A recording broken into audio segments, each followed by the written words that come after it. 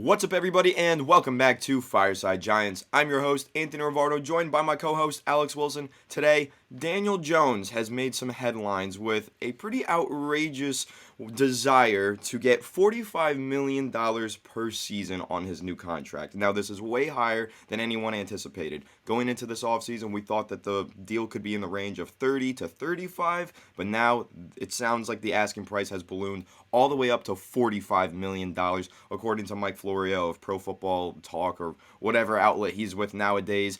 And it's not the only outlet making such a claim. The Post is also claiming that Daniel Jones wants at least $38 million. So there's going to be a pretty high price tag to pay for Daniel Jones' services going forward. Now, realistically, the number probably falls between those two, but it's going to be a lot of money for the Giants to sign Daniel Jones to that long-term extension today. We're going to go ahead and discuss what this could mean for the New York Giants, whether or not they should cough up that dough for Danny, and go through what this means for the future of Daniel Jones and the New York Giants. So we're going to go ahead and dive into it, but make sure to leave a like if you enjoyed this episode and subscribe to the channel if you're new. Ring the bell so you don't miss an episode. Alex, ding. And without further ado, how are you doing today, my friend? And what are your thoughts on this outrageous headline of Daniel Jones?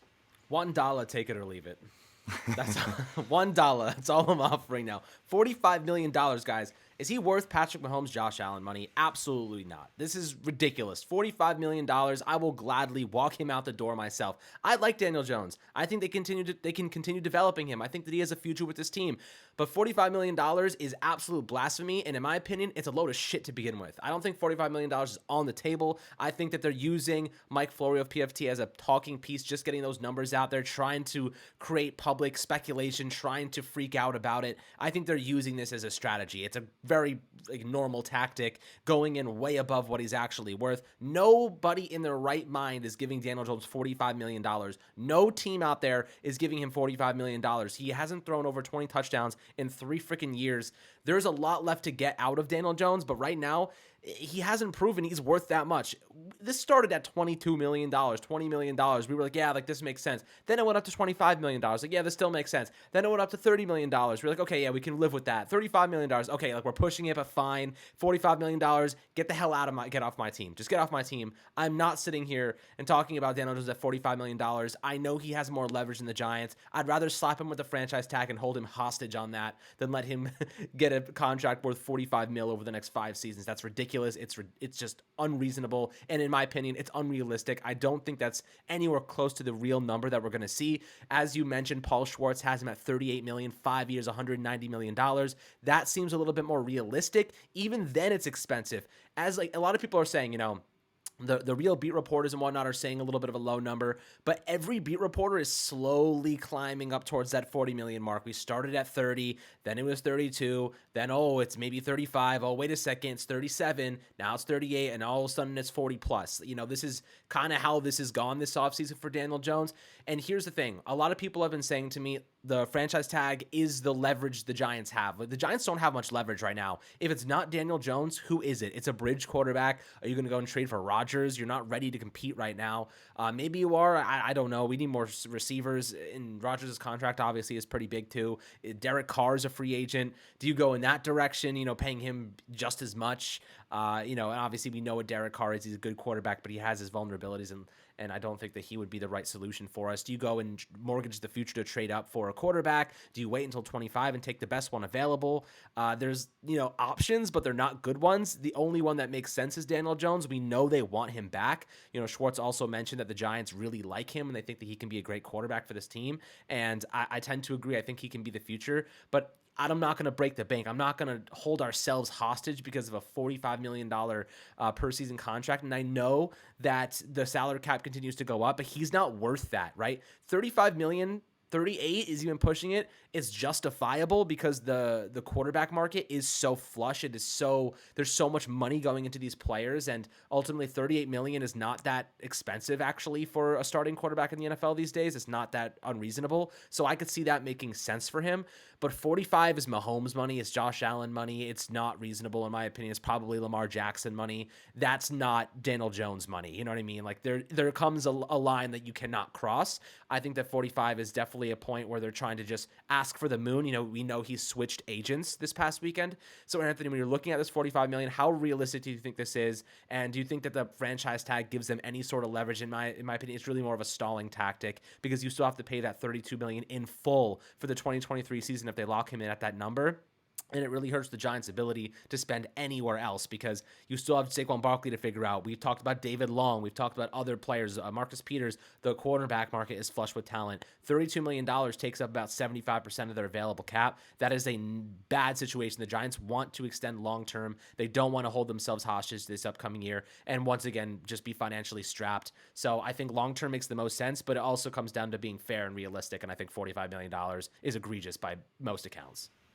Yeah, I don't think that $45 million is realistic. There's no way that the Giants sign him at that number. That would make him higher paid than Josh Allen, than Matt Stafford, Dak Prescott, and of course Kirk Cousins. That $38 million would make him higher paid than Kirk Cousins, Jared Goff, and Carson Wentz, and then Matt Ryan. So that's really the price range that you're looking at for Daniel Jones. He can maybe get a little bit more than Kirk Cousins, but there's no way he's getting up into that upper echelon of Dak Prescott, Josh Allen, and Patrick Mahomes. There's no shot. And if the Giants do give him that amount of money, they're crazy. Daniel Jones, I'm sorry, he's a good player. I like him, and I think that he is the future of this team, but he's not the $45 million per year future of this team. He hasn't proven enough to be paid like one of these top quarterbacks in the NFL. You're talking about the best quarterbacks in the league getting that kind of money. Like Joe Burrow is about to get a $45 million per year season or deal, and Daniel Jones has never had a season close to what Joe Burrow does year in and year out. So I don't know. With Daniel Jones, again, I like the year that he had. I like the player that he is. He's a great man off the field as well. Like, he's a good player, and it's somebody that you want to invest in, but not that kind of money. And also, the long-term deal, I don't like. I prefer a short-term deal with Daniel Jones. I think that the Giants should be trying to get a 3-year deal out of Daniel Jones. Now, I know that's going to be tough because his agent's going to want to lock in big-time money, $200 million over the course of the next 5 years. But, Alex, what are your thoughts on that? Because a 5-year commitment to Daniel Jones makes me really skeptical. It makes me really nervous. I prefer a 3-year commitment. I think that makes a lot more sense for him if you're the New York Giants because, yes, he's started to prove that he is a franchise quarterback, but he hasn't proved that he can do it for year in and year out over the next 5 years. So I would rather it be a 3-year deal so we can get out of it quicker if need be. So my kind of in between for that specific question is I would be fine with a 4-year deal with an out after the third season. Like that makes sense to me because that way you have your 3-year deal and they can lock in the fourth year at a probably cheaper price point. $38 million in year 4 and he's playing at a like playoff caliber quarterback level. You're in good shape and you don't have to pay him $50 million per season. That's $12 million you can allocate elsewhere. We have a lot of big contracts coming up, guys. Dexter Lawrence, Andrew Thomas, Xavier McKinney. Then you have to figure out Saquon. These are all coming up within the next 2 years, if not this offseason. So Daniel Jones, every penny counts, right? That $7 million per season pays for most of Saquon's or half of Saquon's contract, pays for most of maybe McKinney's year-over-year contract, pays for most of maybe Dexter Lawrence, maybe not most of, but a portion of it, maybe 35% of it. This is money that you can't just be like, all right, give him the extra couple million because it'll make him happy, just get it done. We just need him. That money needs to go places. We need to be careful. Andrew Thomas, Dexter Lawrence, these guys are looking like, Thomas is a top 5 tackle in the league right now, potentially. Dexter Lawrence looks like a top 5 interior defensive lineman, and he just hit his stride this past season. He's 26, 27 years old. He's in the middle of his prime. This is a guy who could be elite for the next 5-6 years. You got to make sure you keep guys like that. Xavier McKinney, one of the best young safeties in football. You're not going to give him, you don't want to get rid of him either, and he's going to be a free agent after next season. So right now, every penny that we can save in the future, every million that, Daniel Jones is willing to come down on is a little bit more that you can contribute toward other people's deals. And whether that be this offseason or in the future, because this offseason we need linebacker support. We talked about David Long. That's a guy that might be able to be had for $7 or $8 million. And, if Daniel Jones signs an extension and you keep that first year cap hit down, that makes it a lot easier to go out and get a guy like David Long or a cornerback that can pair with Adoree Jackson. If you tag him for $32 million, you have to basically let Saquon go and then sign a couple other, maybe 2 free agents at a minimal deals, or you keep Saquon and you don't add anybody in free agency. The tag, some people think the tag is leverage for the Giants right now. It doesn't do anything for them. In fact, it actually hurts their ability to spend this offseason. They want to get a long-term deal done for that reason. But the tag is a good stalling tactic. And Anthony, I'll tell you this. There could be an option for the transition tag there and letting other teams match and see what other teams offer him, because I don't think anyone thinks he's worth $45 million. It's a risk, but if he ends up leaving and signing elsewhere, you get compensation, you get picks for that.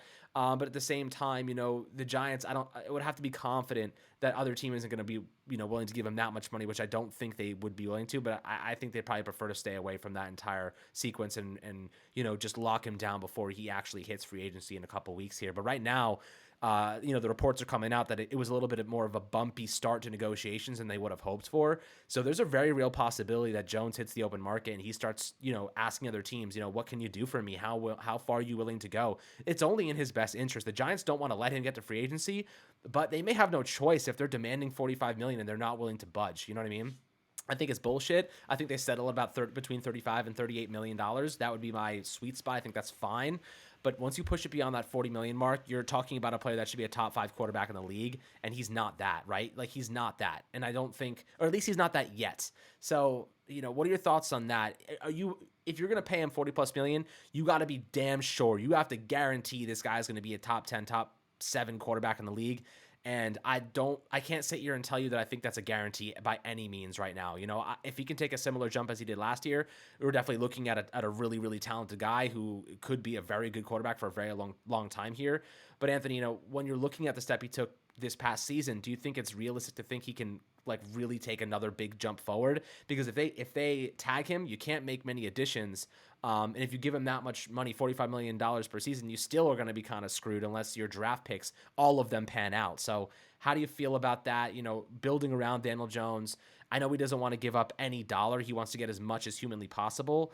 But I feel like the draft, you can't only build a team through the draft. You also need free agency to complement it, Yeah, you don't want to tie up all your money into one player. Now, you asked me a couple questions there. Do I think that Daniel Jones can take another jump? Yes, I do think he can take another jump because he's going into his second year with Brian Dable, his second year with Mike Kafka. Daniel Jones hasn't had continuity at the offensive coordinator and head coach positions, and now that he does, I think that he can take a huge jump and really improve his game. Having Dable and seeing what he can do, what changes he can make to the offense to get the most out of Daniel Jones this offseason, I think that's going to be huge because when you look back to when Dable was in Buffalo with Josh Allen, he went into that rookie season with Josh Allen. Josh Allen stunk it up, but then Dable went and rewrote the entire playbook.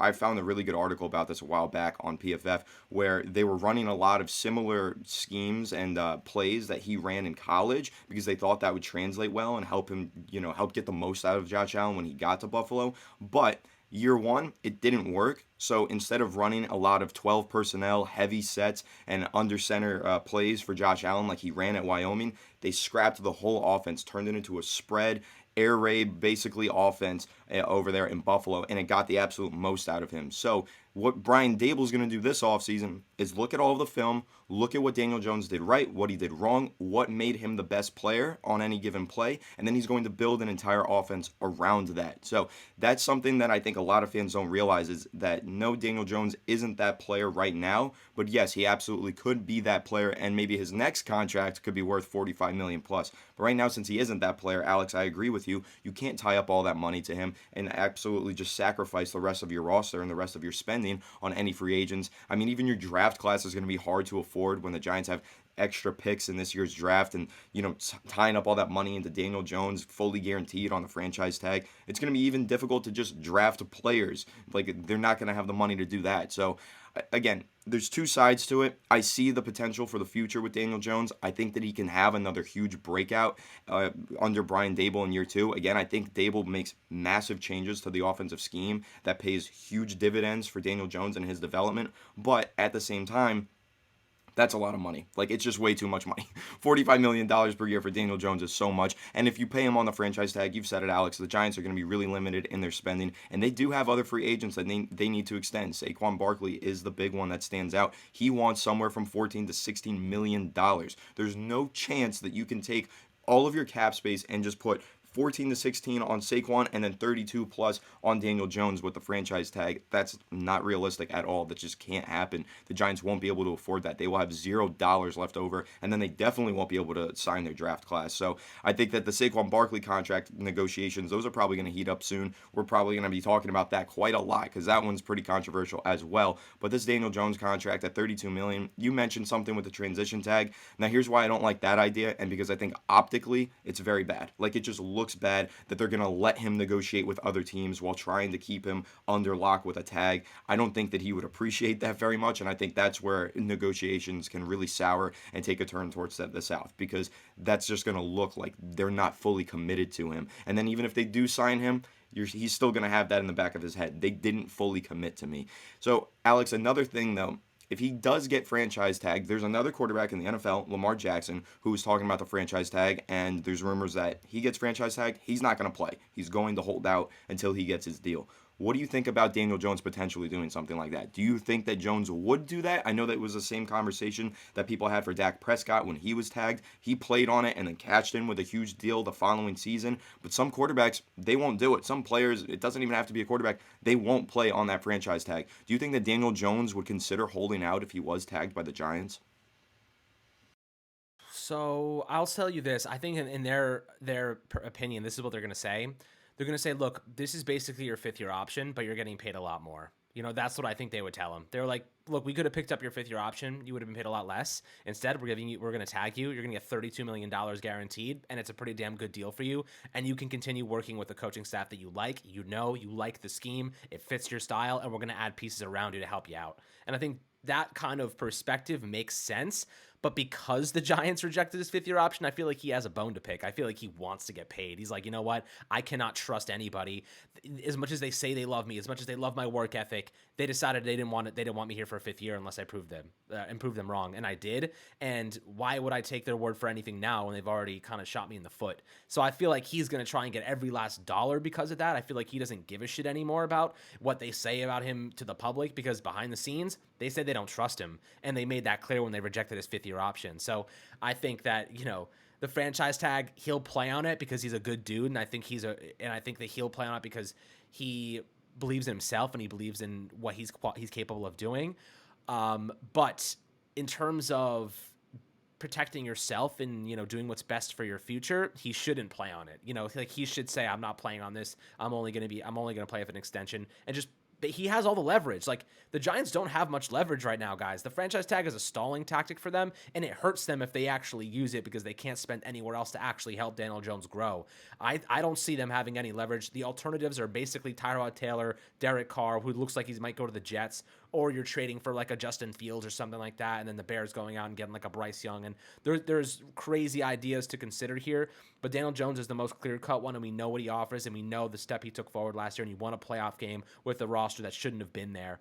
So I'll tell you what, right now, I think they get a deal done. I think it's going to be in the range of 35 to 40 million. It's going to be probably smack in between, like Paul Schwartz said, $38 million per season, which is probably going to look like a bargain if he ends up, progressing and making himself a lot better in 2023. But it's a risk no matter how you look at it, man. If he struggles next year and he doesn't look that great, we're back to square one and we're in tow of a $38 million deal. But again, if the Giants struggle and he doesn't play well, they're going to be a bad team, and you're looking at another top pick, and it's going to be a lot easier to trade up and maybe get a young quarterback, and you kind of just use it as a bridge. You could always trade him. You could always do whatever. Get, as you mentioned, 3-year deal, out after the third season, so there's only 2 years left on the deal. You just bite the bullet and do what you got to do. Someone will trade for him. Like, look, Sam Darnold was traded. I mean, look, the contract would be a big problem, but $38 million for a starting quarterback is not crazy, and the Giants could always consume a portion of it, and just, that would be it. There are ways to get out of a deal like that. There are ways to mitigate it if you go in the direction of a rookie, but I think that we're looking at just public kind of negotiations unfold here, and they're using guys like Florio to actually get those numbers out. But again, I'm going to go back to the Saquon Barkley kind of thing you mentioned before. This makes me very concerned about retaining Saquon. I actually think that the more money he gets, I think if Daniel Jones gets 38, I think Saquon might be gone. I don't think they're going to want to pay him 14. I mean, look, I'm not paying him $60 million. Even 14's really pushing it for me. I really don't want to go that high. I just don't trust running backs. And if you look at championship teams, they don't have star running backs on them. And as much as of a producer as he is, if you go out and draft a top receiver, you get a good running back in the mid rounds who can start for you and has some upside. I don't see that as a bad alternative. I think that's a fine alternative. Would I love Saquon to stay? Absolutely. At the right price point, totally cool with it. I'm totally fine with that. But the more Daniel Jones makes, the less there is to attribute to Saquon's deal. And ultimately, he's going to be impacted because he's playing second fiddle right now, guys. Daniel Jones is the priority. Saquon Barkley is waiting for Jones' deal to actually go through before they can make any decisions, in my opinion. That's how I feel about it. Jones is the priority, and then Saquon comes second because you got to take care of your quarterback first at all stops. Like, that is just like Brett, that's what you have to do. You have to take care of your quarterback. You got to figure out that position, and then running back, that's a secondary, like, that's kind of an afterthought after the quarterback spot. So, when you're thinking about Saquon's role in this, how long is he willing to wait? If Daniel Jones in this situation drags out into free agency and it takes them some time and they tag Daniel Jones, do you think that they're gonna like actually sign Saquon before DJ? I think it's an interesting conversation to have. Well, I do think it's an interesting conversation to have, and I think it's just interesting to look at what does this contract, price point for Daniel Jones mean for Saquon Barkley? Like, we should be talking about, okay, Daniel Jones, this price point, this is a lot of money, but really, what's going to happen is like a trickle-down effect. Like, this is going to affect the whole roster, and that starts with Saquon Barkley, the other premier free agent that the Giants have going into this offseason. It's going to trickle down to other players as well. Julian Love, no way he gets retained. If the Giants retain both Daniel Jones and Saquon Barkley at their price points, you got to find the young safety, and that's going to become a big need for the Giants entering the 2023 NFL draft. Like, they're going to have to target that position in the top 3 rounds if they don't retain Julian Love, because they're going to have one massive hole at a starting position in their secondary. And again, that's just the ramifications of signing a quarterback to 45 or 38 whatever million dollars per year. You have to make sacrifices on your roster, and the Giants are going to have to decide whether or not they're willing to sacrifice Saquon Barkley. That's going to be the main one, because if you do sacrifice Saquon Barkley, then you can keep Julian Love, maybe add a receiver or something in free agency just to compete at WR3, whatever. But if you sign Daniel Jones and you sign Saquon Barkley, you're kind of screwed. You're not spending any money elsewhere. That's your whole salary cap space. Like, that Saquon Barkley cap hit is going to be at least $12 million. And then that Daniel Jones cap hit is going to be at least $30-something million. The Giants only have $47 million right now. If they want to go out there, they're going to have to cut some players, free up some money, and then start spending elsewhere, but they still need to save around $10 million or so for their draft class and any insurances that they need for their future into the regular season. So they can't spend it all the way down to zero. They have to keep some money going into April. So the Giants are really going to be in a tough position here once they sign Daniel Jones to this contract, and Saquon Barkley is the number one player that they're going to have to make a big-time decision on. Their mind is made up. They are signing Daniel Jones, but they have been a little skeptical with the Saquon Barkley thing. Him and Saquon and the Giants haven't come to an agreement. They did some negotiations during the bye week. He rejected their initial offer, and now that Daniel Jones' negotiations are starting to heat up, Saquon might get thrown to the wayside, and he might not get that deal that he's searching for. And honestly, if I was Saquon Barkley, I would probably want to test free agency at this point, because I don't know if the Giants can realistically afford Saquon at his price point. But what are your thoughts on that, Alex? Do you think that Saquon Barkley is getting to the point where he's going to want to go into free agency and test the market, or should he still be negotiating for that long-term deal with Big Blue? Well, I think that's a great point, and actually, I would do the same thing. I would actually look at, if I was Saquon, and say, clearly the priority there is Daniel Jones. Like, why not go out and actually try to get the maximum amount of money? I'm not going to wait for the Giants to give it to me because they're already like kind of preoccupied with DJ. When free agency starts, the Giants only have one franchise tag.